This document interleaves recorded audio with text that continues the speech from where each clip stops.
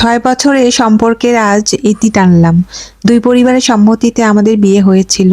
আমার হাসব্যান্ড ব্যাংকের একজন কর্মকর্তা ছিলেন। বিয়ের প্রথম ৫-৬ মাস আমার অনেক ভালোই কাটে নতুন পরিবারের সবাইকে নিয়ে। আমার হাসব্যান্ড যখন ছুটিতে বাসায় আসতো, তখন সে আমার সাথে অনেক খারাপ ব্যবহার করত। তো একসময় দেখি আমার হাসব্যান্ড একটা নাম্বারে প্রতিনিয়ত দীর্ঘ সময় ধরে ফোনে কথা বলে।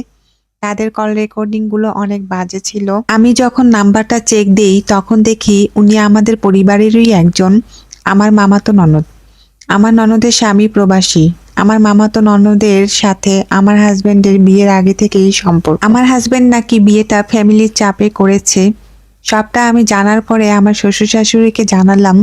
তারা বলল, বিয়ের আগে প্রায় সব ছেলে মেয়েদের এমন সম্পর্ক হয়ে থাকে, তুমি ওসব বাদ দাও। তোমাদের একটা বাচ্চা হলে সবই ঠিক হয়ে যাবে। আল্লাহ পাকের অসীম রহমতে আমাদের একটা ছেলে বাবু হয় 2019 সালের 24 মার্চে। বাচ্চা হওয়ার পরেও আমার হাজবেন্ডের কোনো পরিবর্তন নাই। সে তার নিয়ম মাফিক তার মামাতো বোনের সাথে কথা বলতো এবং কি বিয়ে পর্যন্ত চলে গিয়েছিল। সবটা মেনে নিয়ে ছোট্ট ছেলের ভবিষ্যতের কথা চিন্তা করে শ্বশুরবাড়িতে মেনে নিয়ে মানিয়ে চলেছি। আর আমার আব্বু আম্মু সবসময় আমাকে বলতো, একটু মানিয়ে নেওয়ার চেষ্টা করো। তাদের কথা মোতাবেক আমি বাচ্চা হওয়ার পর সবকিছু মানিয়ে নিয়েছি। গত 1 বছর আগে আমার মামাতো ননদ আমাকে ফোন করে অনেক কথা বলে। আমি নাকি তাদের সম্পর্কের মাঝে কাটা হয়ে রয়েছি। আমার হাজবেন্ডের সাথে তার সম্পর্ক, সেজন্য তার স্বামী বাড়িতে আসেন। সেজন্য আমার হাজবেন্ড আমার মামাতো ননদকে বিয়ে করতে চায় এবং তারা সংসার করতে চায়। আমি যেন তাদের মাঝে দেয়াল হয়ে না দাঁড়াই। আমার হাজবেন্ড পরবর্তী ছুটিতে যেদিন বাসায় আসে, আমি তাকে কল রেকর্ডিং গুলো শোনাই। তারপর আমার সাথে অনেক ঝগড়া হয় এবং আমাকে মারে। আমাকে বলে আমি যেন ছেলেকে নিয়ে আমার বাবার বাসায় চলে যাই। তখন আমার শ্বশুর শাশুড়িও তাদের ছেলের পক্ষ নিয়েছিল। আমার দোষ ছিল, আমি কেন আমার মামাতো ননদের সাথে এসব বিষয় নিয়ে কথা কাটাকাটি করেছি। পরের দিন সকালে আমি কাউকে কিছু না বলে আমার বাবার বাসায় চলে যাই। আমার অবস্থা দেখে আমার আব্বু আম্মুর কিছুই বলার ছিল না।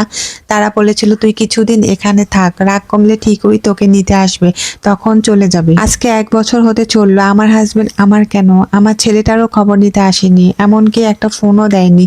আমার শ্বশুরবাড়ির কেউ আমার সাথে যোগাযোগ করেনি। এর মধ্যেই শুনেছি আমার মামাতো ননদ নাকি তার প্রবাসী স্বামীকে ডিভোর্স দিয়েছে এবং আমার হাজবেন্ডকে বিয়ে করেছে। আমার মোহরানা টাকা দিতে হবে বলে আমার হাজবেন্ড আমাকে ডিভোর্স করেনি এবং আমাকে না জানিয়ে সে দ্বিতীয় বিয়ে করেছে। আজকে সব সম্পর্কের ইতি টানলাম। তার মোহরানা টাকা মাফ করে তাকে আমি নিজেই ডিভোর্স দিলাম। আর এই সত্য ঘটনাটা হচ্ছে একটা আপুর জীবনের বাস্তব ঘটনা। আসলে প্রতিনিয়ত কোনো না কোনো মেয়ের জীবনে এইরকম ঘটনা ঘটেই চলছে।